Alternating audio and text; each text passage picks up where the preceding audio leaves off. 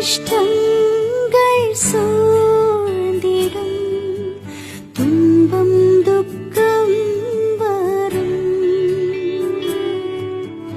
இன்பத்தில் துன்பம் நேர்ந்திடும், இருளாய் தோன்றும் எங்கும்.